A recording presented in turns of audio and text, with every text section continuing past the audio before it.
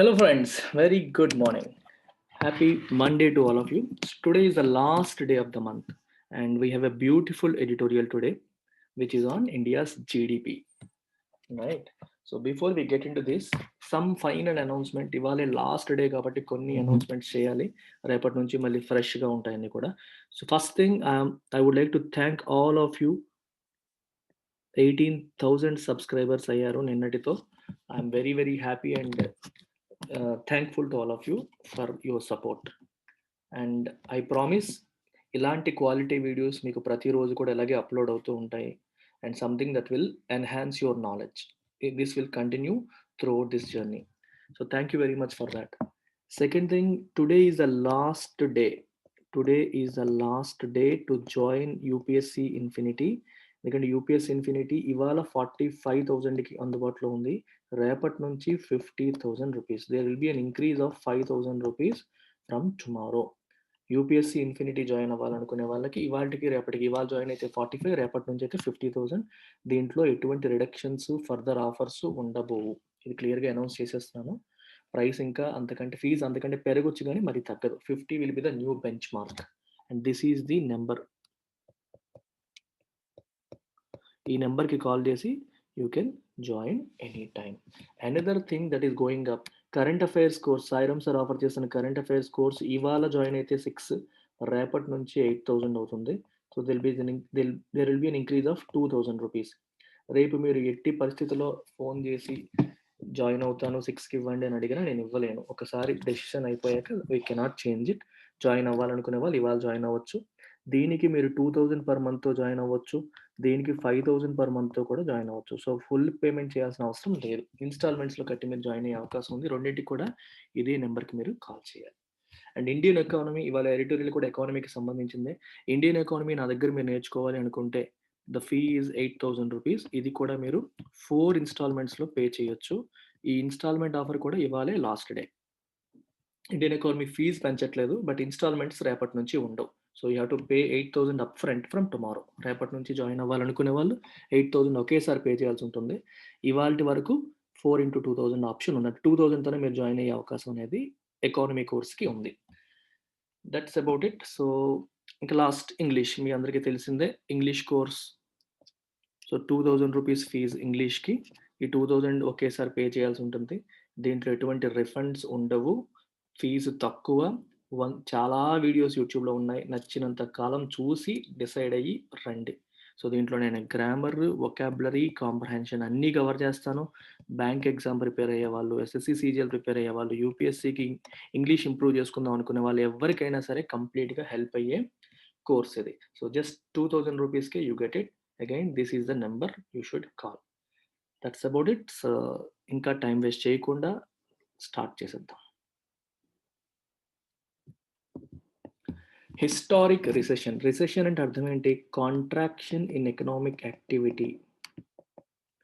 In economic activity, economic యాక్టివిటీలో వచ్చే contraction recession అంటాం. మామూలుగా ఎకనామిక్ యాక్టివిటీని ఎలా మెజర్ చేస్తాం? జీడిపి, గ్రాస్ డొమెస్టిక్ ప్రొడక్ట్ అని చెప్పి మెజర్ చేస్తాం. What is GDP? The total amount of goods and services produced in a country in a financial year. ఒక పర్టికులర్ ఫినాన్షియల్ ఇయర్లో ఆ దేశంలో ప్రొడ్యూస్ అయిన గుడ్స్ మరియు వస్తువులు మరియు సేవల యొక్క సమ్మేషన్ ఈజ్ జీడిపి అని అనుకుంటే, ఆ జీడిపి లాస్ట్ ఇయర్ కంటే ఇయర్ పెరిగితే మనం గ్రో అవుతున్నట్టు, ప్రోగ్రెస్ అవుతున్నట్టు. జీడిపి లాస్ట్ ఇయర్తో కంపేర్ చేస్తే ఇయర్ తగ్గింది అనుకోండి, then we call it recession. Recession అంటే కాంట్రాక్షన్. ఎక్స్పాన్షన్ కాకుండా కాంట్రాక్షన్. 100 నుంచి 120కి వెళ్తే ఎక్స్పాన్షన్, 120 నుంచి 110కి వస్తే కాంట్రాక్షన్. సో ఎకానమీ కాంట్రాక్ట్ అయ్యింది, తగ్గింది అని అర్థం. అది 2 సార్లు 2 కన్సిక్యూటివ్ క్వార్టర్స్ వరుసగా కాంట్రాక్షన్ జరిగింది అనుకోండి, వరుసగా 2 కన్సిక్యూటివ్ క్వార్టర్స్ కాంట్రాక్షన్ జరిగితే you call it technical recession. Technically అప్పుడు రిసెషన్ అంటారు. మామూలుగా ఇంగ్లీష్ మీనింగ్ తీసుకుంటే contraction and economic activity, but economy పరంగా 2 క్వార్టర్స్ కన్సిక్యూటివ్గా ఎకనామిక్ యాక్టివిటీలో మనం డీగ్రోత్ చూస్తే దాన్ని మనం టెక్నికల్లీ రిసెషన్ అంటాం.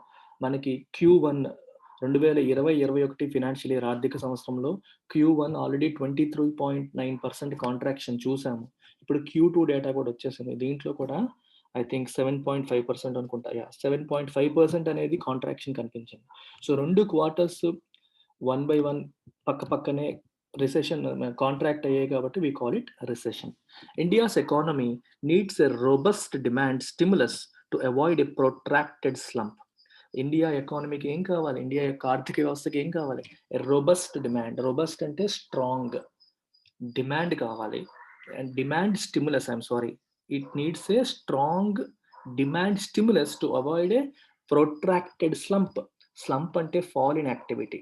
ఏదైనా యాక్టివిటీలో సడన్ ఫాల్ కనిపిస్తే దాన్ని స్లంప్ అంటాం. స్లంప్ ఇన్ ఎంప్లాయ్మెంట్ అన్నాం అనుకోండి, ఎంప్లాయ్మెంట్ తగ్గిపోతుంది. ఇప్పుడు మీరు ఐబీపీఎస్ చూసారనుకోండి, ఐబీపీఎస్ వాళ్ళు ఇచ్చిన నోటిఫికేషన్ తీసుకుంటే బ్యాంక్ జాబ్స్ కోసం లాస్ట్ ఇయర్లో ఉండే పోస్టుల కంటే ఈ సంవత్సరం రిలీజ్ చేసిన పోస్టులు చాలా తక్కువ ఉన్నాయి. So you can call it A slump. అలాగే ఎకనామిక్ యాక్టివిటీలో కూడా మనకి స్లంప్ కనిపిస్తుంది, డిమాండ్లో కూడా స్లంప్ కనిపిస్తుంది. ప్రొట్రాక్టెడ్ అంటే ఎక్స్టెండెడ్ బియాండ్ ఆర్డినరీ. అంటే నార్మల్గా ఎంతైతే మనం అప్పుడప్పుడు మనం డౌన్ఫాల్ అనేది చూస్తూ ఉంటాం, కానీ కొన్నాళ్ళకి ఆగిపోతుందిలే మళ్ళీ నార్మల్ అయిపోతుంది అనుకుంటాం. అది నార్మల్ అవ్వకుండా అలాగే కంటిన్యూ అయితే దాన్ని మనం ప్రొట్రాక్టెడ్ అంటాం. ఎక్స్టెండింగ్ బియాండ్ ఆర్డినరీ లేదా నార్మల్ టైం కంటే ఎక్కువ ఎక్స్టెండ్ అయితే, డిలే అయితే, ఫర్దర్ ఇంకా ఎక్స్టెన్షన్ జరిగితే దాన్ని మనం ప్రొట్రాక్టెడ్ అంటాం. Everybody sees bad phase in life. ఆ బ్యాడ్ ఫేజ్ అనేది ఎప్పుడు ఉంటుందిలే, ఒక 1 month ఉండి మళ్ళీ నార్మల్ అయిపోతుంది అనుకుంటాం. అది నార్మల్ అవ్వకుండా కంటిన్యూ అయింది అనుకోండి, అంటే మనం ఎక్స్పెక్ట్ చేసిన దానికంటే అది ఎక్స్టెండ్ అయితే యూ కాల్ ఇట్ ప్రొట్రాక్టెడ్. ఇక్కడ ఏది ఎలా ఎక్స్టెండ్ అయింది? స్లంప్. స్లంప్ అంటే fall in activity. Economic activity అనేది ఫాల్ అవుతుంది. అంటే ఎప్పుడు చూసాం మనం? Q1లో ఫాల్ అయింది, Q2లో ఫాల్ అయింది. అది ఇంకా ప్రొట్రాక్ట్ అవ్వకుండా, ఇంకా ఎక్స్టెండ్ అవ్వకుండా ఉండాలి అంటే, దాన్ని అవాయిడ్ చేయాలంటే మనకి ఇండియన్ ఎకానమీకి ఏం కావాలి? ఏ రోబస్ట్ అంటే స్ట్రాంగ్ డిమాండ్ స్టిమ్యులస్. డిమాండ్కి స్టిమ్యులస్ కావాలి. స్టిమ్యులస్ అంటే స్టిమ్యులేట్ చేసేది. స్టిమ్యులేట్ చేసేది అంటే దానిలో కదలిక తీసుకొచ్చేది. డిమాండ్లో కదలిక తీసుకొస్తే ఎకానమీకి ఏ రకంగా బెనిఫిట్ అవుతుంది అని మీరు అనుకోవచ్చు. అసలు డిమాండ్ అంటే అర్థం ఏంటి? వస్తువులకి సేవలకి డిమాండ్ ఉంటేనే కదా సేల్స్ జరుగుతాయి. ఇప్పుడు ఒక ఊర్లో మారుతి సుజుకి ఉంది. Maruti Suzuki production amount of goods and services produced in an economy is GDP అని చెప్పాను. అందులో మారుతి సుజుకి ప్రొడ్యూస్ చేసిన కార్లు కూడా కౌంట్ అవుతాయి. మారుతి సుజుకి కార్లు ప్రొడక్షన్ పెరగాలి అంటే ఏముండాలి? ఫస్ట్ డిమాండ్ ఉండాలి. డిమాండ్ అంటే కార్లకి డిమాండ్ ఉండాలి. కార్లు కొనడానికి డిమాండ్ ఉంటేనే కదా కార్లు ఎక్కువ ప్రొడ్యూస్ చేస్తారు. ప్రొడ్యూస్ చేస్తేనే కదా అది జీడిపికి కాంట్రిబ్యూట్ అవుతుంది. అలా మనం లింక్ చేసుకోవాలి. అంటే డిమాండ్ అనేది చాలా ఇంపార్టెంట్. డిమాండ్ ఎక్కడి నుంచి ఉంటుంది? కన్స్యూమర్స్ నుంచి, అంటే ప్రజల దగ్గర నుంచి. సో ప్రజలు ఎక్కువగా వస్తువుల్ని కొనుగోలు చేసేలాగా చేయాలి. అందుకే దాన్ని డిమాండ్ స్టిమ్యులస్ అన్నారు. So stimulate them to make purchases. వాళ్ళు పర్చేజ్ చేసేలాగా చేయాలంటే ఏం చేయాలి? ప్రజల లోపల ఉన్న భయాన్ని పోగొట్టాలి. భవిష్యత్తు పైన ఎవరికైనా భయం ఉంటే వాళ్ళు పర్చేజెస్ చేయరు. వాళ్ళు వాయిదా వేసుకుంటారు, పోస్ట్ పోన్ చేసుకుంటారు. ఈరోజు మనం వస్తువు కొనాలనుకుంటాం, అమ్మో రేపు పొద్దున్న జాబ్ ఉంటుందో ఉండదో అనే భయం ఉందనుకోండి, మన దగ్గర ఆదాయం తక్కువ ఉందనుకోండి, అప్పుడు ఏం చేస్తాం? We postpone our purchase. అలా పర్చేజెస్ అందరూ పోస్ట్ పోన్ చేసుకునేటప్పుడు డిమాండ్ అనేది తగ్గిపోతుంది. సో డిమాండ్ స్టిమ్యులేట్ అవ్వాలంటే ప్రజలు విరివిగా ఖర్చు పెట్టేలాగా ప్రభుత్వం చేయాలి. ఖర్చు పెట్టేలాగా చేయాలంటే వాళ్ళ కాన్ఫిడెన్స్ అనేది బూస్ట్ అవ్వాలి. కాన్ఫిడెన్స్ బూస్ట్ అవ్వాలంటే వాళ్ళ ఆదాయాలు పెరగాలి, జాబ్స్ రావాలి, అన్‌ఎంప్లాయ్‌మెంట్ రేట్ తగ్గాలి. ఇంకా చాలా ఫ్యాక్టర్స్ అనేవి వస్తాయి. అందుకే డిమాండ్‌ని స్టిమ్యులేట్ చేసేలాగా గవర్నమెంట్ కొన్ని యాక్షన్స్ కూడా తీసుకోవాలి. లైక్ ఫ్రీ, మనం చూస్తూ ఉంటాం హెలికాప్టర్ మనీ అంటారు. ప్రజల అకౌంట్స్‌లోకి నేరుగా మనీ పంపించడం గానీ, ఇట్లాంటి యాక్టివిటీస్ ఏదైనా చేయవచ్చు. లేదా ఎంప్లాయ్‌మెంట్ ఆపర్చునిటీస్ క్రియేట్ చేయడం గానీ, large scale government projects take up చేయడం గానీ, గవర్నమెంట్ ప్రాజెక్ట్స్ ఎక్కువగా టేకప్ చేసిందనుకోండి, it gives employment to lot of people. వాళ్ళకి మనీ వస్తుంది and they spend it on the economy. Money ఉంటేనే కదా స్పెండ్ చేస్తారు. ఇన్‌కమ్ లేక ఈరోజు సఫర్ అవుతున్నారు. The fact that India's economy entered a technical recession in the July-September period has now been confirmed by the National Statistical Office data. National statistical data office వాళ్ళ data ఇచ్చేసారు, 7.5% తగ్గింది అని. So దాన్ని బట్టి technical recession వచ్చేసిందని ఇప్పుడు confirm అయిపోయింది. అంటే ఈ రోజు వరకు మనం రిజర్వ్ బ్యాంక్ వాళ్ళ ఎస్టిమేషన్ ప్రకారం అనుకున్నాం, కానీ ఫైనల్గా జీడిపి డేటా మనం తీసుకునేది ఎన్ఎస్ఓ వాళ్ళది. సో దీని ప్రకారం మనకి టెక్నికల్ రిసెషన్లోకి ఎంటర్ అయ్యామనేది కన్ఫర్మ్ అయిపోయింది. చెప్పాను టెక్నికల్ రిసెషన్ అంటే అర్థం ఏంటి? 2 కన్సిక్యూటివ్ క్వార్టర్స్లో contraction in economic activity. Provisional estimates of gross domestic product for the second quarter of the year ending March 2021 show economic output shrank by 7.5% following the 23.9% contraction in the first quarter. Okay, provisional estimates అని ఎందుకు అంటారంటే these are not final. ఇప్పుడు ఏదైనా data మనం estimate చేయాలి, ఒక index estimate చేయాలంటే you need data.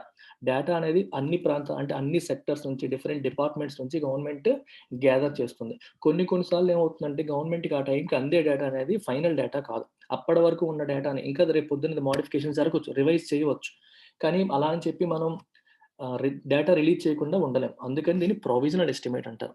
Final estimate అనేది మళ్ళీ రివిజన్ జరిగాక జరుగుతూ ఉంటాయి. రైట్. సో ప్రస్తుతానికి ఉన్న డేటాతో మనం చేసిన estimation provisional estimate. This is not final. డేటాలో మనకి ఇన్పుట్ డేటాలో మార్పు వచ్చే కొద్దీ ఈ ఫైనల్ దీంట్లో కూడా చిన్న చిన్న మార్పులు వస్తాయి. అందుకని ఒకేసారి హ్యూజ్ వేరియేషన్ రాదు. ఒక 80%, 90% యాక్యురసీ ఉంటుంది. ఒక 10%లో డేటాలో వేరియేషన్ ఉండొచ్చు. ఆ వేరియేషన్ అనేది తర్వాత కరెక్షన్స్ అనేవి చేసుకుంటారు. అందుకే రివైజ్డ్ ఎస్టిమేట్స్ అంటారు. First revised estimates, second revised estimates అని చెప్పి తర్వాత తీసుకొస్తారు. ఇది ప్రొవిజనల్, అది రివైజ్డ్. సో ఇదేం చెప్తోంది? 7.5% అవుట్పుట్ ష్రాంక్ అయింది. ఎకనామిక్ అవుట్పుట్ అనేది ష్రింక్ యొక్క పాస్ట్ టెన్స్ ష్రాంక్ తగ్గిపోయింది, కుచించుకుపోయింది అని చెప్పి ఈ డేటా అనేది చెప్తుంది. ఫాలోయింగ్ ద 23.9% కాంట్రాక్షన్ ఇది ఫస్ట్ క్వార్టర్. ఏప్రిల్, మే, జూన్ క్వార్టర్లో 23.9% కాంట్రాక్షన్ చూసాము. And it is followed by 7.5% contraction in second quarter. So వరుసగా 2 క్వార్టర్స్లో కాంట్రాక్షన్ చూసాం కాబట్టి we call it a technical recession. Not only has the economy shrunk for a second successive quarter, marking recession for the first time in independent India's history, but the overall GDP figure of 33,14,167 crore at 2011-12 prices reveals output has slid back to the lowest level in 12 quarters. ఇక్కడ మీరు 2 aspects ని చూడాలి. ఒకటి, not only but also, not only బట్ని వాడారు. ఇక్కడ చూసారా, not ఓన్లీతో మనం ఎప్పుడైనా స్టార్ట్ చేసినప్పుడు ఇక్కడ సబ్జెక్ట్ ఏంటి? ఇక్కడ the economy, helping verb has. కానీ ఆ 2 ఇన్వర్ట్ అయ్యాయి. జనరల్గా ఎప్పుడైనా సరే ఫస్ట్ సబ్జెక్ట్ వచ్చి తర్వాత వెర్బ్ వస్తుంది. చూడండి, ఇక్కడ ఓవరాల్ జీడిపి ఫిగర్ సబ్జెక్ట్ అయితే రివీల్స్ అనేది వెర్బ్, సబ్జెక్ట్ ప్లస్ వెర్బ్ వస్తుంది. నాట్ ఓన్లీతో స్టార్ట్ చేసినప్పుడు ఫస్ట్ వెర్బ్ వచ్చేస్తుంది, హెల్పింగ్ వెర్బ్ ముందుకు వచ్చేసి తర్వాత సబ్జెక్ట్ వచ్చింది. దీన్నే సబ్జెక్ట్ వెర్బ్ ఇన్వర్షన్ అంటాం. కొన్ని సందర్భాల్లో జరుగుతుంది. ఏ సందర్భాల్లో సబ్జెక్ట్ వెర్బ్ ఇన్వర్షన్ జరిగిందంటే నేను ఒక గ్రామర్ క్లాస్లో డీటెయిల్గా కవర్ చేశాను. సో చాలా ఇవి అబ్జర్వ్ చేయాలి చూడగానే గ్రామర్ పాయింట్ ఆఫ్ వ్యూలో. But let's come back to economy. Not only has the economy ష్రంక్ V3 ష్రంక్ కదా. సెకండ్ సక్సెసివ్ క్వార్టర్లో ఎకానమీ ష్రింక్ అవ్వడమే కాకుండా ఇంకా ఏం జరిగింది? Okay, marking recession for the first time in independent India's history. Second క్వార్టర్లో సక్సెసివ్గా shrink అయ్యి ఇండిపెండెంట్ ఇండియాలో రిసెషన్ వచ్చేలాగా ఫస్ట్ టైం చేసింది. ఇది కాకుండా ఇంకేం చేసింది? The overall GDP figure of, ఈ జీడిపి ఫిగర్ ఏదైతే ఉందో, నెంబర్ ఏదైతే ఉందో రివీల్స్, ఇది ఏం రివీల్ చేస్తుంది? Output has slid back. Slide యొక్క past tense slid, V3 slid back to the lowest level in 12 quarters. 12 quarters అంటే గత 3 ఏళ్లలో, లాస్ట్ 12 quarters లో this is the lowest output that we have seen అని చెప్పడం అన్నమాట. అంత తక్కువకు వెళ్ళిపోయింది అనేది ఈ క్వార్టర్ యొక్క నెంబర్ బట్టి మనకు తెలుస్తుంది. రిసెషన్లోకి వెళ్ళడమే కాకుండా ఇంత లోయెస్ట్ లెవెల్కి వెళ్ళిపోయింది అని అర్థం. This one fact alone ought to give cause for serious concern. ఈ ఒక్క ఫ్యాక్ట్ అనేది మనకి ఆట్ టు అంటే should give cause for serious concern. మనం ఆందోళన చెందడానికి సరిపడా కారణం ఇదే అంటే ఇది ఇవ్వాలి అని అర్థం. అంటే దీన్ని చూసి మనం వర్రీ అవ్వాలి అని అర్థం. మీనింగ్ చూడండి, this one fact alone should give cause for serious concern. So మనం ఆలోచన చేయాలి, ఆందోళన చెందాలి, వర్రీ అవ్వాల్సిన అవసరం ఉంది, ఎందుకంటే అంత తక్కువగా పడిపోయింది అని. Notwithstanding the apparent improvement in economic momentum that helped narrow the contraction from the preceding periods precipitous fall. Notwithstanding అని ఎప్పుడు కనిపించినా you can take in spite of or despite అలా పెట్టుకోండి, మీకు ఈజీ అయిపోతుంది. Notwithstanding అంటే in spite of the apparent improvement in economic momentum that helped narrow the contraction from the preceding periods precipitous fall. preceding period అంటే అర్థం ఏంటి? ముందది. ఇప్పుడు Q2 కదా, జూలై, ఆగస్ట్, సెప్టెంబర్ అనేది Q2. దాని ముందుది ఏప్రిల్, మే, జూన్. ఏప్రిల్, మే, June అనేది దీని యొక్క ప్రిసీడింగ్ క్వార్టర్ అవుతుంది. ప్రిసీడింగ్ క్వార్టర్లో మనం ఎటువంటి ఫాల్ చూసాం? ప్రెసిపిటస్ ఫాల్, సడన్ గా స్టీప్ ఫాల్. ఇప్పుడు ఏదన్నా మన ఇది చూడండి ఒకసారి, ఇలాగ తగ్గింది అనుకోండి, అది ప్రెసిపిటస్ కాదు, లైట్ గా తగ్గుతుంది. ఇలా తగ్గింది అనుకోండి, ఇది ఏమంటాం? స్టీప్ అంటాం కదా. దీంతో కంపేర్ చేస్తే this is steep. So precipitous fall, sudden గా పడిపోవడం, ఎక్కువగా పడిపోవడం, దాన్ని ప్రెసిపిటస్ అంటారు. 23.9% పడిందంటే తక్కువ చెప్పండి మీరే? సో, ఒకేసారి చాలా హ్యూజ్‌గా పడిపోయింది లాస్ట్ క్వార్టర్‌లో. సో, దాంతో ఆహ్, ఇక్కడ ఇన్ స్పైట్ ఆఫ్ అని చెప్పారు. In spite of the apparent improvement in economic momentum. Economic మొమెంటమ్‌లో ఇంప్రూవ్‌మెంట్ వచ్చినట్టుగానే కనిపిస్తోంది. ఎటువంటి improvement that help narrow the contraction. Contraction అనేది లాస్ట్ టైమ్ 23.9% ఉంటే ఈసారి 7.5% ఉంది. So, it looks like the economic momentum has improved. Last టైమ్‌తో కంపేర్ చేస్తే ఇంప్రూవ్ అయినట్టుగా కనిపిస్తున్నప్పటికీ స్టిల్ వి షుడ్ వర్రీ. మనం వర్రీ అవ్వాలి. ఎందుకంటే లాస్ట్ 12 క్వార్టర్స్‌లో జీడీపీ ఫిగర్ అనేది లోయెస్ట్ ఆహ్, లెవెల్‌కి వెళ్ళిపోయింది కాబట్టి. అది ఇలా ఓవరాల్‌గా అంటే ఒక పాజిటివ్ యాస్పెక్ట్ ఏంటి లాస్ట్ క్వార్టర్‌తో పోల్చుకుంటే బెటర్‌గా ఉన్నప్పటికీ ఓవరాల్‌గా బాగా తగ్గిపోయింది కాబట్టి it is a cause for worry. We should worry about it. Notwithstanding అంటే ఇన్ స్పైట్ ఆఫ్ మీరు పెట్టుకోండి. ప్రెసిపిటస్ అంటే స్టీప్‌గా. ఈవెన్ దేర్ ఆ విషయంలో కూడా a closer look at the both the expenditure side and the gross value added across various industry categories leaves little room for comfort. Okay. Even there ఒకవేళ కొంచెం improvement కనిపించిందని మనకనిపించింది లాస్ట్ క్వార్టర్‌తో కంపేర్ చేస్తే. కానీ డేటాని ఇంకొంచెం మనం క్లోజ్‌గా చూస్తే a closer look at both the expenditure side and the gross value added across various industry categories leaves little room for comfort. Little అంటే almost nothing. No room. No అనుకోండి. జీరో. నో. లిటిల్‌కి ఎప్పుడు కూడా చాలా సార్లు నేను చెప్తూనే ఉన్నాను. లిటిల్ ముందు ఆర్టికల్ లేకుండా వస్తే నో, నథింగ్ అలాంటి మీనింగ్స్ పెట్టుకోవాలి మీరు. లిటిల్ రూమ్ ఫర్ కంఫర్ట్ అంటే కంఫర్ట్‌కి ఎటువంటి అవకాశం లేదు. అంటే మనం కంఫర్ట్ తీసుకోవడానికి లేదంటే చాలా వర్రీయింగ్ ఫ్యాక్టర్స్ ఉన్నాయి. There is nothing to take comfort from అని అర్థమవుతుంది. ఎప్పుడు when you look at both expenditure side and gross value added. అదే ఎక్స్‌పెండిచర్ సైడ్ ఏంటి? గ్రాస్ వాల్యూ యాడెడ్ ఏంటి? అని అర్థం కావడానికి కొంచెం మీకు సబ్జెక్ట్ బ్యాక్‌గ్రౌండ్ చెప్పాలి. చెప్తా చూడండి.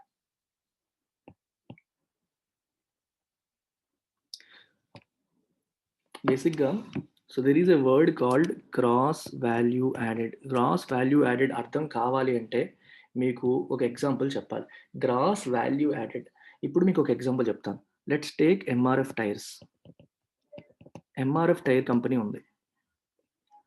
ఎంఆర్ఎఫ్ టైర్ కంపెనీ టైర్స్‌ని మారుతి సుజుకీకి అమ్మిందనుకోండి.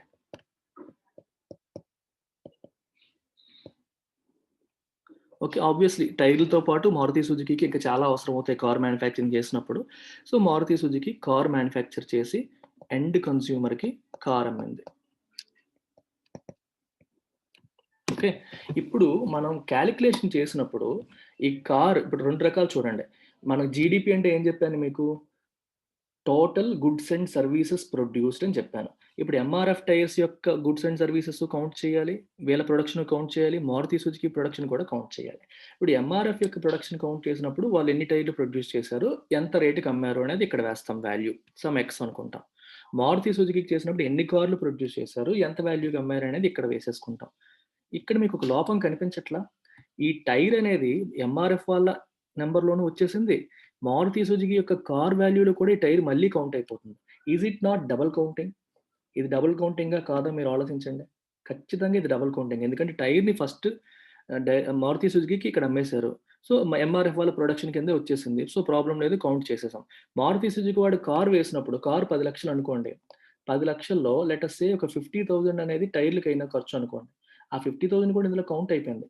ఈ 50,000 ఆల్రెడీ ఇక్కడ కూడా కౌంట్ అయిపోయింది. ఎందుకంటే ఎంఆర్ఎఫ్ వాడు మారుతి సుజుకికి అమ్మినప్పుడు కూడా 50,000 కౌంట్ చేస్తున్నాం. అది ఇక్కడ వచ్చి ఈ ఎక్స్‌లోకి వచ్చేసింది. ఈ ఈ 10,00,000లో కూడా 50,000 ఉంది. అంటే ఈ 50,000 ఎక్స్‌లోనూ ఉంది, వైలోనూ ఉంది. దీన్నే డబుల్ కౌంటింగ్ అంటాం. ఇలా డబుల్ కౌంటింగ్ చేయకూడదు. You should only look at value added. అంటే మారుతి సుజుకిని ఎలా మనం అర్థం చేసుకోవాలి? ఒక కార్ ప్రొడ్యూస్ చేయాలంటే నీకు టైర్లు కావాలి. లేకపోతే ఐరన్ కావాలి, లేకపోతే నట్లు కావాలి, బోల్టులు కావాలి, విండ్‌షీల్డ్ కావాలి, ఏసీ మెషిన్స్ కావాలి. ఇవన్నీ కావాలి. ఇవన్నీ కొనడానికి మారుతి సుజుకికి లెట్ అస్ సే ఒక 3,00,000 ఖర్చయిందనుకోండి. అండ్ మారుతి సుజుకి దానిని 10,00,000కి అమ్మిందనుకోండి. ఆ వాల్యూ అడిషన్ ఏంటి? ఈ 7,00,000 వాల్యూ అడిషన్ కింద వస్తుంది. ఈ 7,00,000ని మనం కౌంట్ చేయాలి. ఈ 3,00,000 అనేది ఆటోమేటిక్‌గా మారుతి సుజుకి ఎవరైతే సప్లై చేస్తారో వాళ్ళ ప్రొడక్షన్ కింద వచ్చేస్తుంది. ఈ 3,00,000ని ఇక్కడ కూడా కౌంట్ చేయడం అనేది డబుల్ కౌంటింగ్. అందుకే you should only look at the value added. Okay. Value added by Maruti Suzuki. మీకు ఇంకొక ఎగ్జాంపుల్ తీసుకుంటే ఒక డైరీ ఫార్మ్ తీసుకోండి. డైరీ వాళ్ళు ఏం చేస్తారు, ఐస్ క్రీమ్స్ కూడా ఇప్పుడు అమూల్ కానీ విశాఖ డైరీ కానీ they also cell ice creams. Ice creams వాళ్ళు అమ్మినప్పుడు ఐస్ క్రీమ్ కోసం వాళ్ళు ఏం చేస్తారు, ముందు మిల్క్ కొంటారు. ఓన్లీ మిల్క్ అమ్మే కంపెనీల దగ్గర వాళ్ళు మిల్క్ కొన్నారనుకోండి. మిల్క్ అమ్మే కంపెనీల మిల్క్‌ని మనం ఎలాగో కౌంట్ చేస్తాం జీడీపీ కాలిక్యులేషన్‌లో. మళ్ళీ వాళ్ళు ఐస్ క్రీమ్ కంపెనీకి మిల్క్ అమ్మినప్పుడు, ఆ మిల్క్ ధర ఐస్ క్రీమ్‌లో ఇంక్లూడ్ అయిపోయింది. అది మళ్ళీ కౌంట్ చేస్తే డబుల్ కౌంటింగ్ అవుతుంది కదా! అందుకని ఏం చేయాలి? నువ్వు మిల్క్ తీసుకున్నావు, షుగర్ తీసుకున్నావు. తర్వాత నీవేదో ఇంటర్నల్‌గా ప్రాసెస్ చేసి మ్యానుఫ్యాక్చరింగ్ చేసి ఐస్ క్రీమ్ ప్రొడ్యూస్ చేసావు. ఐస్ క్రీమ్‌కి కొంత వాల్యూ వేసావు. ఇప్పుడు మిల్క్ కాస్ట్ రూ. 5 అనుకోండి. షుగర్ కాస్ట్ రూ. 1 అనుకోండి. అంటే రూ. 6 నీకు ఖర్చయింది ఐస్ క్రీమ్ ప్రొడ్యూస్ చేయడానికి. అల్టిమేట్‌గా నువ్వు దాన్ని రూ. 15 అమ్మావనుకోండి. సో, నీ వాల్యూ అడిషన్ అంతా 9. ఈ రూ. 9 మన జీడీపీలో కౌంట్ చేస్తాం. ఈ రూ. 6ని కౌంట్ చేయం. Because these are already counted. అది మీకు వేరే కంపెనీ మీకు అమ్మినట్టే కదా! ఎక్స్ అనే కంపెనీ నీకు అమ్మింది. సో, అవి ఆల్రెడీ కౌంట్ అయ్యాయి. సో, వీటిని మనం గ్రాస్ వాల్యూ యాడెడ్ అంటాం. అర్థమవుతుందా? దీన్ని వాల్యూ అడిషన్ మెథడ్ అంటారు. సో, బేసికల్‌గా దిస్ ఈజ్ మారుతి సుజుకి పరంగా it is an intermediate good and this is final good. Final గుడ్స్‌లోంచి ఇంటర్మీడియేట్ గుడ్స్‌ని తీసేస్తే వచ్చేదే మనకి వాల్యూ యాడెడ్. అలా వాల్యూ అడిషన్ అనేది కౌంట్ చేస్తారు. అదే మీకు ఇంకోటి ఒకటొస్తుంది. ఇదే మారుతి సుజుకి కన్స్యూమర్‌కి ఎంఆర్ఎఫ్ టైర్ డైరెక్ట్‌గా అమ్మేసిందనుకోండి. మా మా ఎంఆర్ఎఫ్ టైర్ కన్స్యూమర్‌కి డైరెక్ట్‌గా అమ్మిందనుకోండి. అప్పుడు ఇక్కడ అమ్మే టైర్ అనేది ఫైనల్ గుడ్డే. ఎందుకంటే దీంట్లో ఇంటర్మీడియేట్ లేదు, వాల్యూ అడిషన్ లేదు. ఇప్పుడు నేను కారు కొనుక్కున్నాను. కారు యొక్క టైర్ పంక్చర్ అయిపోయింది, లేకపోతే పాడైపోయింది. సో, నేను కారు టైర్ రీప్లేస్ చేస్తాను కదా! అప్పుడు మారుతి సుజుకి దగ్గరికెళ్ళను. I will go to MRF. MRF దగ్గరికి నేను కొనుక్కుంటాను. కొనుక్కునేటప్పుడు అది ఫైనల్ గుడ్ కింద వస్తుంది. అది ఇంటర్మీడియేట్ గుడ్ కాదు. ఇది ఇక్కడొచ్చే టైర్ ఇంటర్మీడియేట్ గుడ్. ఎందుకంటే ఈ టైర్ డైరెక్ట్‌గా కన్స్యూమర్‌కి రావట్లేదు. మధ్యలో కంపెనీకి వెళ్లి అది ఇంకొక ప్రొడక్ట్‌లో భాగమైంది. So, it is an intermediate good. Milk కూడా డైరెక్ట్‌గా హౌస్ హోల్డ్స్‌కొచ్చే మిల్క్ అనేది ఇంటర్మీడియేట్ గుడ్ కాదు. ఫైనల్ గుడ్డే. ఐస్ క్రీమ్ షాప్‌కి వెళ్ళే ఐస్ క్రీమ్ మ్యానుఫ్యాక్చరింగ్ కంపెనీకి వెళ్ళే మిల్క్ అనేది ఇంటర్మీడియేట్ గుడ్ అవుతుంది. సో, ఫైనల్ గుడ్స్ నుంచి ఇంటర్మీడియేట్ గుడ్స్ తీయగా వచ్చేది వాల్యూ అడిషన్. అలాంటి వాల్యూ అడిషన్స్ అన్నీ కూడా కౌంట్ చేస్తే వచ్చేది మనకి జీవీఏ గ్రాస్ వాల్యూ అడిషన్. ఇది సెక్టర్ వైస్ కాలిక్యులేట్ చేస్తారు. Industry wise, sector vice.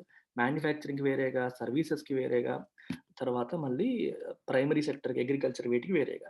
మూడింటికి కాలిక్యులేట్ చేయగా వచ్చేది సమ్మేషన్. ఇది జీవీఏ. ఓవరాల్ జీవీఏ ఇది.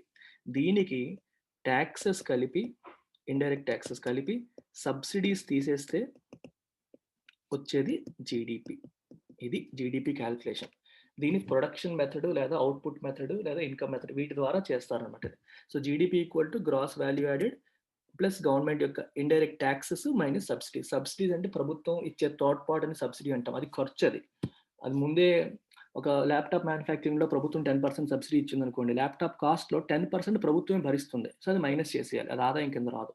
దానిపైన వేసే టాక్స్ ప్రభుత్వానికొస్తుంది. అది ఇన్‌కమ్ కిందకొస్తుంది. సో, టాక్స్ కలపాలి, సబ్సిడీలు తీసేయాలి. ఇలా జీడీపీ కాలిక్యులేషన్ చేస్తారు.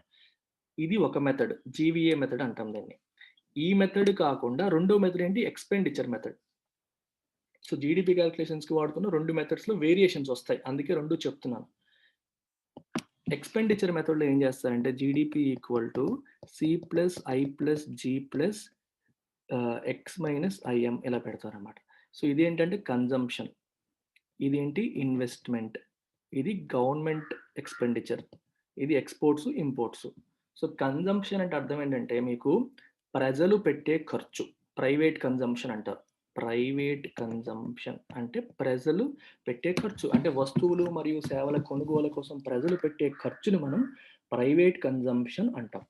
ఇన్వెస్ట్‌మెంట్ అంటే ఇండస్ట్రీస్, కంపెనీస్ ఏవైతే ఉంటాయో డిఫరెంట్ కార్పొరేట్స్ కానీ, ప్రభుత్వ రంగ సంస్థలు, ప్రైవేట్ రంగ సంస్థలు ఇవన్నీ కూడా వాళ్ళ బిజినెస్ ఎక్స్‌పాన్షన్ కోసం వాళ్ళు పెట్టే ఖర్చుని ఇన్వెస్ట్‌మెంట్ అంటారు. ఒక ల్యాండ్ కొన్నారనుకోండి that is part of investment. ఒక మెషినరీ కొన్నారనుకోండి that is part of investment. ఎందుకంటే అది ఫైనల్ కన్జంప్షన్ కాదు. గుడ్స్ ప్రొడ్యూస్ చేయడానికి అవసరమైన సరంజామా క్యాపిటల్ ఫార్మేషన్ అంటారు. అందుకే గ్రాస్ క్యాపిటల్ ఫార్మేషన్ అంటారు. అది మీకు ఇందులో కూడా మళ్ళీ వస్తుంది. ఒకసారి గుర్తుపెట్టుకోండి. జీ అంటే గవర్నమెంట్ ఎక్స్‌పెన్సెస్. గవర్నమెంట్ తన సర్వీసెస్ కోసం, తన ఖర్చుల కోసం పెట్టే ఎక్స్‌పెన్సెస్‌ని గవర్నమెంట్ ఎక్స్‌పెన్సెస్ అంటారు. అలాగే ఈ ఎక్స్‌పోర్ట్స్ నుంచి ఇంపోర్ట్స్ తీసేయాలి. సో, ఇలా చేసేదాన్ని మనం ఎక్స్‌పెండిచర్ మెథడ్ అంటాం. ఎక్స్‌పెండిచర్ మెథడ్‌లోనూ జీడీపీ కాలిక్యులేట్ చేస్తారు. జీవీఏ మెథడ్‌లోనూ జీడీపీ కాలిక్యులేట్ చేస్తారు. అయితే రెండిట్లోనూ డిఫరెన్స్‌లు వస్తూ ఉంటాయి అప్పుడప్పుడు. ఆ డిఫరెన్స్‌ని మనం డిస్క్రిపెన్సీ అంటాం. అర్థమైందా? సో, జీవీఏ మెథడ్‌లో కాలిక్యులేట్ చేసేదానికి, ఎక్స్‌పెండిచర్ మెథడ్‌లో కాలిక్యులేట్ చేసేదానికి వచ్చే తేడానే యూ కాల్ ఇట్ డిస్క్రిపెన్సీ. ఈ డిస్క్రిపెన్సీని యాడ్ చేస్తారు. ఎందుకంటే క్యాల్కులేషన్ మెథడాలజీలో తేడాలు రావచ్చు. యాక్చువల్గా రెండు సేమ్ ఉండాలి. ఎలా చేసిన మెథడాలజీ ఏదైనా సరే ఫైనల్గా జీడిపి ఒకటే కాబట్టి రెండు సేమ్ రావాలి. అన్ఫార్చునేట్లీ రాదు. ఆ difference you call it discrepancy. So there are too many components అమ్మా. ఇది ఇందులో ఎడిటోరియల్లో ఇది ఓన్లీ చెప్పాలంటే close to 2 hours of lecture ఉంటుంది దీనికి. సో జీడిపి మీద నేను చేసిన ప్రీవియస్ లెక్చర్స్ చూడండి, యాప్లో మీకు యూట్యూబ్లో ఉంటాయి. అవి చూస్తే మీకు కొంత ఐడియా వస్తుంది. నా కోర్స్లో ఉండే వాళ్ళకి మొత్తం వాళ్ళకి ఎనీవే దే నో ఎవ్రీథింగ్. ఇవన్నీ కూడా క్లాసెస్లో కవర్ చేసిన aspects.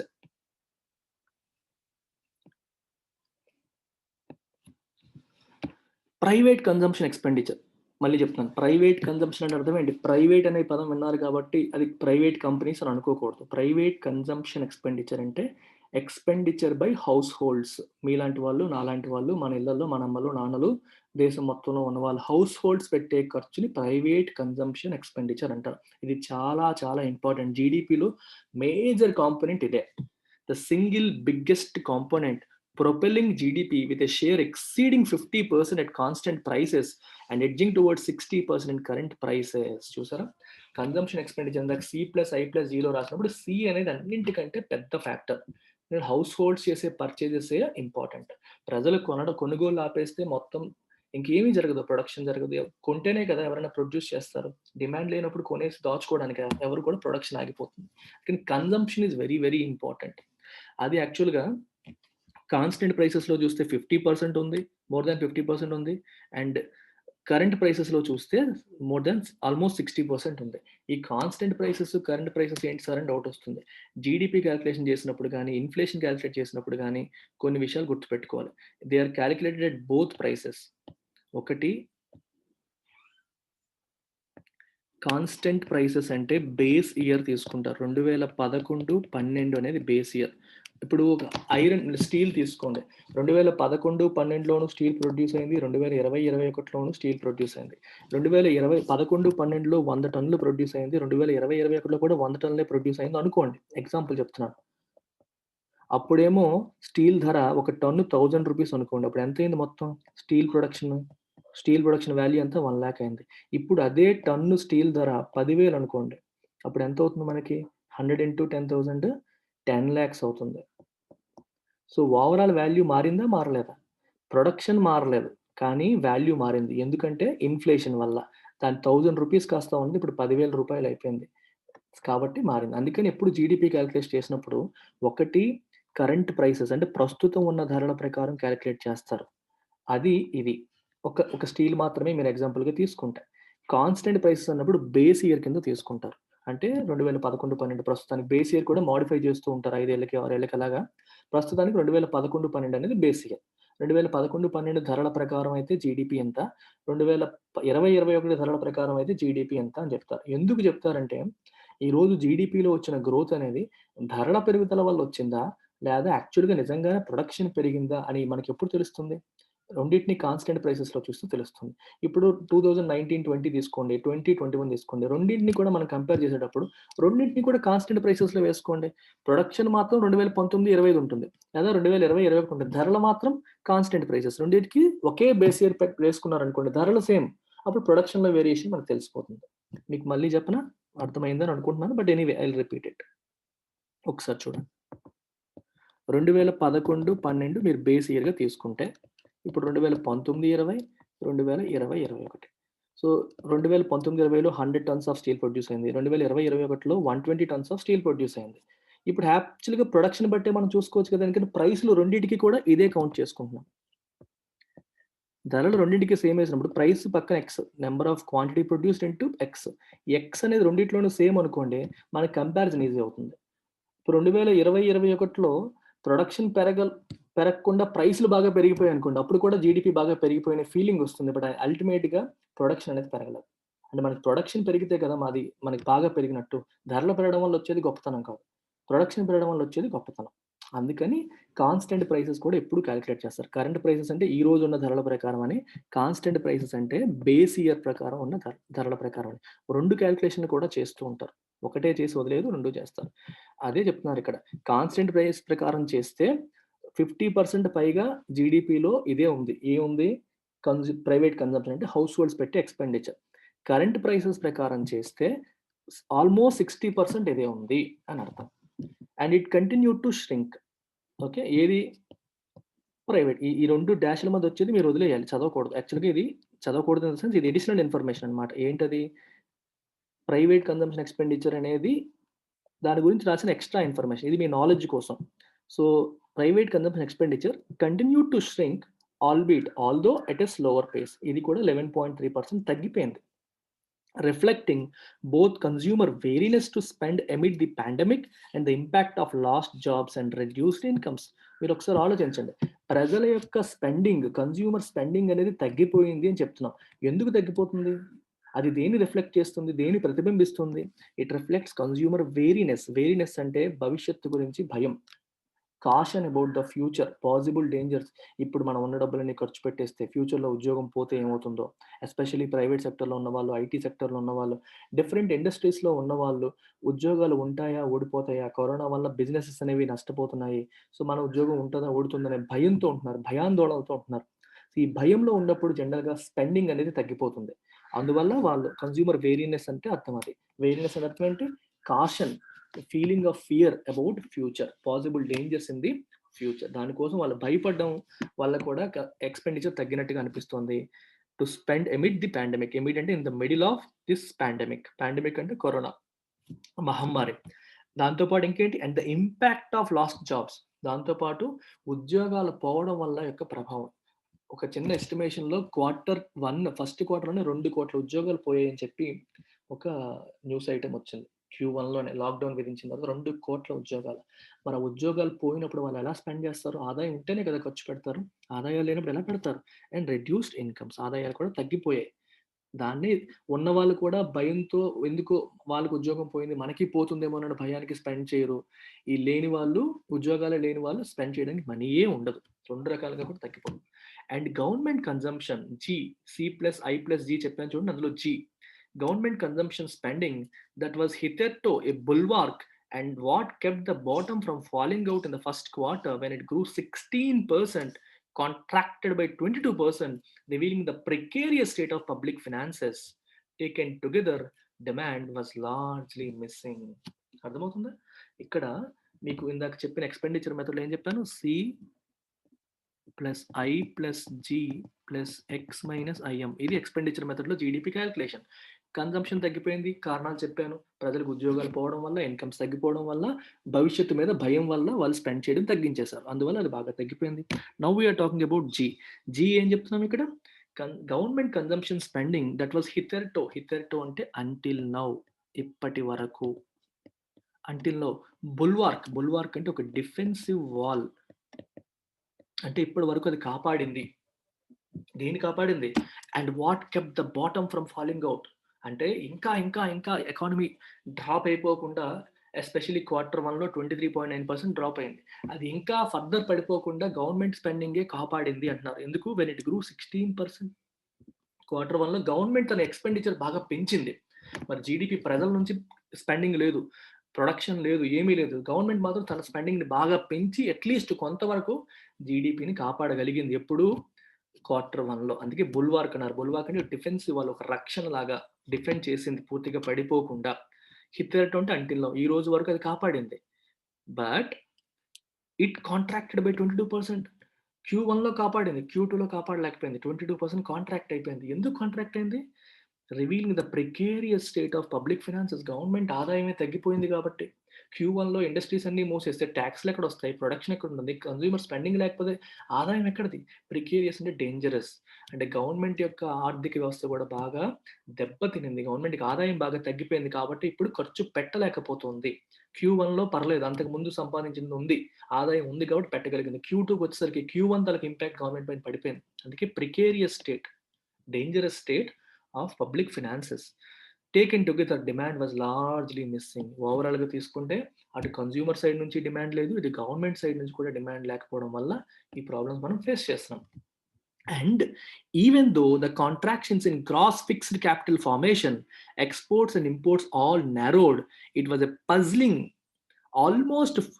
puzzling almost fourfold growth in discrepancies at 56,962 crore that limited the extent of decline in the overall GDP. చాలా చాలా చాలా important sentence. Pay full attention here. మళ్ళీ మళ్ళీ ఇంకొకసారి రాస్తున్నాను. C plus I plus G plus X minus IM. ఇదే కదా మనకి జీడిపి యొక్క క్యాలిక్యులేషన్. ఎక్స్పెండిచర్ మెథడ్లో జీడిపి క్యాలిక్యులేషన్ ఇది. అయితే ఇందులో సి తగ్గిపోయిందని చెప్పాను ఇప్పుడే, జి తగ్గిపోయిందని చెప్పాను ఆల్రెడీ. ఇంకోటి ఏంటి, ఐ కూడా తగ్గింది. ఐ అంటే ఏం చెప్పాను, ఇన్వెస్ట్మెంట్ అంటాను. ఎవరు, ప్రైవేట్ కంపెనీస్ లేదా గవర్నమెంట్ కంపెనీస్ వాళ్ళ బిజినెస్ ఎక్స్పాన్షన్ కోసం చేసే ఇన్వెస్ట్మెంట్ని ఐ అంటాం. దానికి ఇంకొక పేరేంటి, gross fixed capital formation. Very very important word, fixed capital. Fixed capital అంటే గుర్తుపెట్టుకోండి ఇప్పుడు కూడా, మూలధనం. ఒక బిజినెస్ నడపడానికి, బిజినెస్ పెట్టడానికి లేదా బిజినెస్ ఎక్స్పాండ్ అవ్వడానికి, డే టు డే వ్యవహారాల కోసం కాదు, నడపడానికి, ఎక్స్పాండ్ అవ్వడానికి అవసరమైన ఇన్వెంటరీ కానీ, మెషినరీ కానీ, ల్యాండ్ కానీ, ఫ్యాక్టరీ బిల్డింగ్ కానీ, వీటన్నిటిని మనం ఇన్వెంటరీ అంటాము, లేదా ఫిక్స్డ్ క్యాపిటల్ అని అంటాం. ఫిక్స్డ్ క్యాపిటల్ ఫార్మేషన్ కూడా తగ్గింది. అయితే ఎంత తగ్గింది, దాంట్లో ఉన్న కాంట్రాక్షన్ అనేది నేరో అయింది, అంటే తగ్గుదల తగ్గింది. లెట్స్ సే ఇంతకు ముందు 20% తగ్గితే ఇప్పుడు 5% తగ్గింది. అంటే కాంట్రాక్షన్ ఇప్పుడు కూడా తగ్గుదలే కనిపించింది లాస్ట్ ఇయర్తో కంపేర్ చేస్తే. అయితే లాస్ట్ క్వార్టర్తో కంపేర్ చేసుకుంటే, అంటే లాస్ట్ క్వార్టర్లో వచ్చిన కాంట్రాక్షన్తో కంపేర్ చేస్తే అంతకంటే బెటర్గానే ఉంది అని అర్థం. అలాగే ఎక్స్పోర్ట్ ఇంపోర్ట్, నెట్ ఎక్స్పోర్ట్స్లో కూడా ఉన్న తగ్గుదల అనేది నేరో అయ్యింది. రైట్, ఇది బాగానే ఉంది. ఇదంతా జరిగినప్పటికీ, ఈవెన్ దో ఇవన్నీ జరిగినప్పటికీ కూడా, it was a puzzling almost 4-fold increase in discrepancies. Puzzling అంటే కన్ఫ్యూజింగ్.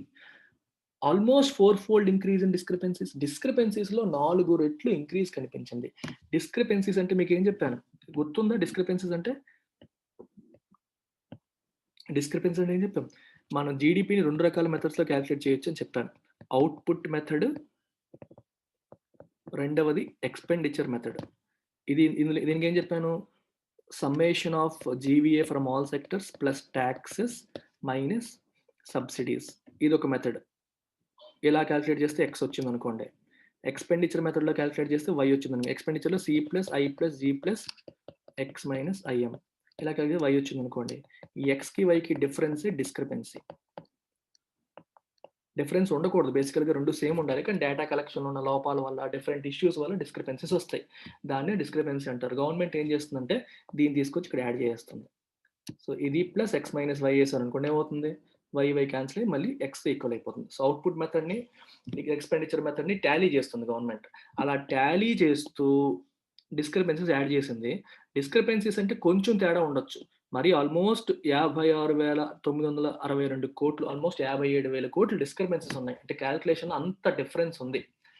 అది జీడిపి యొక్క ఫాల్ని ఒక రకంగా, ఎక్స్టెంట్ ఆఫ్ డిక్లైన్ని లిమిట్ చేసింది, కాపాడింది. డిస్క్రిపెన్సీస్ చాలా ఎక్కువగా యాడ్ చేసేసారు. అంటే అంత తేడా ఎందుకు వచ్చింది అనేది క్వశ్చన్ మార్క్. అందుకే పజిలింగ్ అంటే కన్ఫ్యూజింగ్, ఎందుకు అది జరిగింది అనే క్వశ్చన్ మార్క్ వస్తుంది. రైట్, అన్ని తగ్గాయి. సి తగ్గింది, ఐ తగ్గింది, జీ తగ్గింది, ఇది కూడా తగ్గింది. ఇన్ని తగ్గినప్పటికీ కూడా ఎక్కువగా జీడిపి ఫాలో అవ్వడానికి కారణం ఏంటంటే డిస్క్రిపెన్సీస్ కాంపోనెంట్ యాడ్ అయిపోయింది. డిస్క్రిపెన్సీస్ కాంపోనెంట్ యాడ్ అవడానికి కారణం అనేది మనకు తెలియదు. అందుకే పజిలింగ్ అన్నారు, ఎందుకు యాడ్ అయింది అనేది. In the real economy, electricity and other utility services joined agriculture in posting growth, expanding 4.4% as the post-lockdown resumption of industrial activity lifted power and water consumption. Another important word, real economy అంటే అర్థం ఏంటి ఇక్కడ, నిజమైన economy, ఇప్పటి వరకు ఉన్నది వేరే ఎకానమీయా? చూడండి, చాలా ఇంపార్టెంట్ వర్డ్. రియల్ ఎకానమీ అన్నప్పుడు we will not look at the monetary value of goods and services produced. అంటే అర్థం ఏంటి, ఫర్ ఎగ్జాంపుల్ ఒక కారు, మారుతి సుజుకి ఒక 10,000 కార్లు ప్రొడ్యూస్ చేసింది అన్నాను. ఇక్కడ I'm only talking about 1000 cars. Maruti Suzuki 100 కోట్ల విలువైన వస్తువులు ప్రొడ్యూస్ చేసింది అన్నాను. చూసారా, ఒకటి ఏంటంటే గుర్తుపెట్టుకోండి, 1000 క్రార్స్ అనడం వేరు, 1000 కార్స్ యొక్క వాల్యూ చెప్పడం వేరు. ఒక్కొక్క కారు 10 లక్షలు అనుకోండి, 1000 into 10 lakhs. ఇది వాటి యొక్క మానిటరీ వాల్యూ. ఇది only production. If you only talk about production and not talk about the value, అంటే రూపీ టర్మ్స్లో దాని వాల్యూ గురించి మాట్లాడకుండా ఓన్లీ ప్రొడక్షనే మాట్లాడితే దాన్ని మనం రియల్ ఎకానమీ అంటాం. ఇన్ ద రియల్ ఎకానమీ, ఇందులో ఏం చెప్పారు, ఎంత ప్రొడ్యూస్ అయింది, ఎంత గ్రో అయింది, ఇవి మాత్రమే మాట్లాడతారు.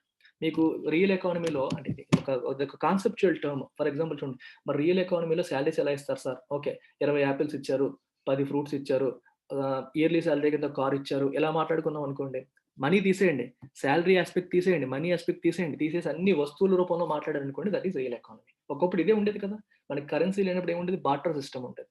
Everything is dwelt in goods and services. అప్పుడు పూర్వం కాలంలో అవి లేనప్పుడు ఏం చేసేవాళ్ళు, మనకు ఒక వస్తువు కావాలంటే వాళ్ళు ఇచ్చేవాళ్ళు, వాళ్ళకి కావాల్సిన వస్తువు మన దగ్గర తీసుకునేవాళ్ళు. ఆ రకంగా ట్రాన్సాక్షన్ జరిగేవి.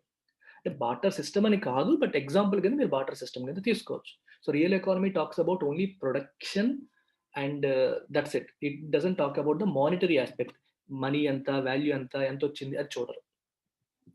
అందుకే in the real economy electricity and other utility services joint agriculture. Electricity, utility services, agriculture ఇవన్నీ కూడా గ్రోత్ పోస్ట్ చేసాయి. జాయింట్ అగ్రికల్చర్ అని ఎందుకన్నా, అగ్రికల్చర్ లాస్ట్ క్వార్టర్లో కూడా గ్రోత్ పోస్ట్ చేసింది. అన్ని డౌన్ అయినప్పటికీ అగ్రికల్చర్ బాగుండింది లాస్ట్ క్వార్టర్లో. ఈసారి అగ్రికల్చర్కి ఎలక్ట్రిసిటీ, యుటిలిటీ సర్వీసెస్ కూడా జాయిన్ అయ్యాయి. ఎక్స్పాండింగ్ 4.4%, ఓవరాల్గా 4.4% గ్రో అయ్యాయి. As a post lockdown resumption of industrial activity. Lockdown అయిపోయిన తర్వాత ఇండస్ట్రియల్ యాక్టివిటీ రెజ్యూమ్ అయింది, మళ్ళీ స్టార్ట్ అయింది. అది స్టార్ట్ అవడం వల్ల పవర్ కన్జంప్షన్ పెరిగింది, వాటర్ కన్జంప్షన్ కూడా పెరిగింది. కాబట్టి యుటిలిటీ సర్వీసెస్, ఎలక్ట్రిసిటీ లాంటి సెక్టర్స్ గ్రోత్ ని పోస్ట్ చేశాయి. సర్ప్రైజింగ్లీ, ఆశ్చర్యం కలిగించే విధంగా manufacturing GVA inexplicably jettisoned its correlation with official IIP data on the sector. ఇది చాలా ఇంపార్టెంట్. ఇది చాలాసేపు చదివా నేను, కానీ ఒక లింక్ అనేది నాకు కొంతవరకు అర్థమైంది. సో మీరు కూడా ట్రై చేయండి. Manufacturing GVA, manufacturing gross value added అనేది ఇన్ఎక్స్ప్లికబుల్ అంటే ఎక్స్ప్లెయిన్ చేయలేని విధంగా జెటిసన్డ్ అంటే డిస్కార్డెడ్, త్రూ అవే, విసిరేసింది, డిస్కార్డ్ చేసింది, పట్టించుకోలేదు. దేన్ని? Its correlation with the official IIP data. చాలా ఇంపార్టెంట్. ఐఐపి అంటే ఇండెక్స్ ఆఫ్ ఇండస్ట్రియల్ ప్రొడక్షన్. అంటే ఏంటి? కొన్ని సెక్టర్స్ యొక్క ఇండస్ట్రియల్ ప్రొడక్షన్ ఎలా ఉంది అని వచ్చే డేటాని ఐఐపి డేటా. ఇది మంత్లీ డేటా, ప్రతి మంత్ కూడా వస్తుంది. లాస్ట్ ఇయర్ ఈ మంత్ ఎంత ప్రొడక్షన్ జరిగింది, ఈ ఇయర్ ఈ మంత్ ఎంత ప్రొడక్షన్ జరిగింది అని క్యాలిక్యులేట్ చేసేది ఐఐపి. లాస్ట్ ఇయర్తో పోల్చుకుంటే ఈ నెలలో, లాస్ట్ ఇయర్ మార్చిలో ఎంత, ఈ ఇయర్ మార్చిలో ఎంత, లాస్ట్ ఇయర్ ఏప్రిల్ ఎంత, ఈ ఇయర్ ఏప్రిల్ ఎంత, ఇలా క్యాలిక్యులేట్ చేస్తూ వచ్చేదని ఐఐపి డేటా అంటాం. ఇది ఇండస్ట్రీ యొక్క ఇన్ఫర్మేషన్. మరి మ్యానుఫ్యాక్చరింగ్ అనేటప్పుడు అది కూడా అంతే కదా, మ్యానుఫ్యాక్చరింగ్ అంటే ఇండస్ట్రీస్ కదా. సో మ్యానుఫ్యాక్చరింగ్ లో వచ్చే గ్రాస్ వాల్యూ యాడెడ్ కూడా జనరల్ గా ఐఐపి పెరుగుతూ ఉంటే ఇది కూడా పెరగాలి, ఐఐపి తగ్గితే ఇది కూడా తగ్గాలి.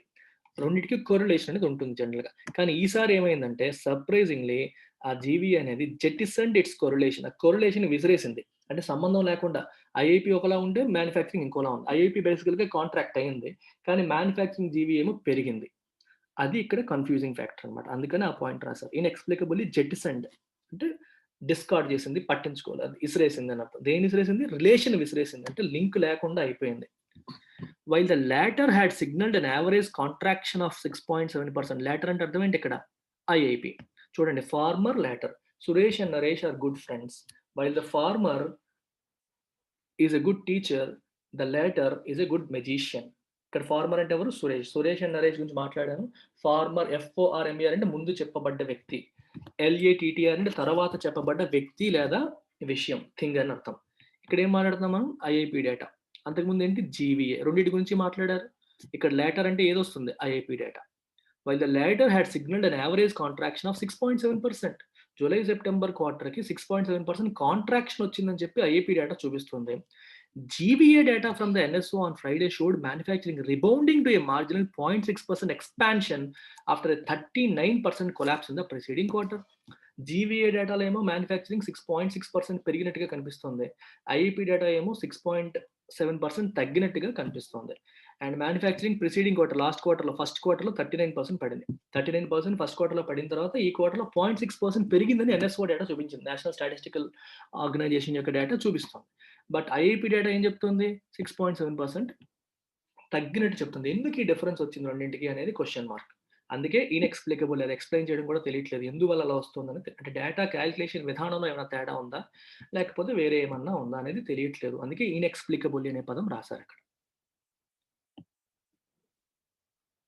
One possible explanation for this uptick in provisional manufacturing GVA is that the year earlier period had witnessed a contraction, and the statistical effect of a low base coupled with inventory restocking likely lifted the figure, probably. ఎందుకు ఇలా తగ్గిందానికి మనకు కూడా తెలియట్లేదు కదా. ఒక explanation మనం ప్రయత్నం చేస్తే ఏమవుతుందంటే, అప్టిక్ అంటే పెరుగుదల ఇన్ ప్రొవిజనల్ మ్యానుఫ్యాక్చరింగ్ జీవీఏలో ఈ పెరుగుదలకి ఒక ఎక్స్ప్లెనేషన్, పాసిబుల్ ఎక్స్ప్లెనేషన్ ఏంటంటే, ఎర్లియర్ పీరియడ్ లాస్ట్ ఇయర్ ఇదే టైంలో హ్యాడ్ విట్నెస్డ్ ఏ కాంట్రాక్షన్, అంటే బాగా తగ్గిపోయింది మ్యానుఫ్యాక్చరింగ్. అందువల్ల ప్రాబబ్లీ బేస్ తక్కువగా ఉండడం వల్ల మేబీ మనకి మంచిగా కనిపిస్తుందేమో. ఇప్పుడు మీకు ఈ ఈ లో బేస్ ఎఫెక్ట్ అనేది మీకు ఎప్పుడు చాలా ఇంపార్టెంట్ ఆస్పెక్ట్ అనమాట. నేను ఎప్పుడు ఈ ఎగ్జాంపుల్ చెప్తాను చూడండి. సీత, గీత ఇద్దరు అమ్మాయిని తీసుకోండి. సీత, గీత. గీతకి 50 మార్క్స్ వచ్చాయి ఒక ఎగ్జామ్‌లో. సీతకి 80 మార్క్స్ వచ్చాయి. Okay.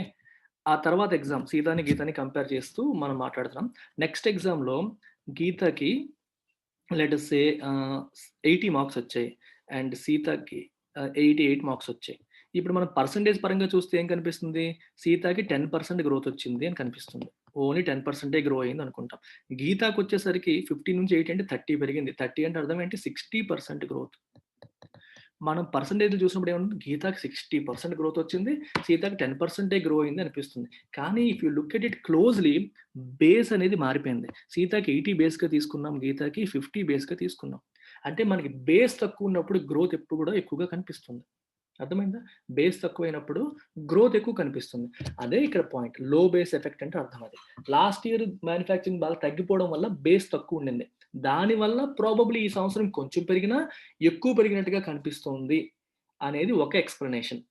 Coupled with inventory restocking. ఇన్వెంటరీని కూడా రీస్టాక్ చేసుకోండి. అంటే ఇన్వెంటరీ రీస్టాకింగ్ అంటే బేసికల్‌గా ఏంటంటే మనకి బయట డిమాండ్ లేకపోయినా సరే ప్రొడ్యూస్ చేసేసి ఇన్వెంటరీ మెయింటైన్ చేసుకోవడం. ఈ రోజు లేకపోయినా రేపు ఉంటుందని. So goods that are produced but not sold, అవి కూడా జీడీపీ క్యాలిక్యులేషన్‌లో కౌంట్ చేస్తారు. జీడీపీ ఏం చేస్తుందంటే goods produced in an economy అంటాం కదా.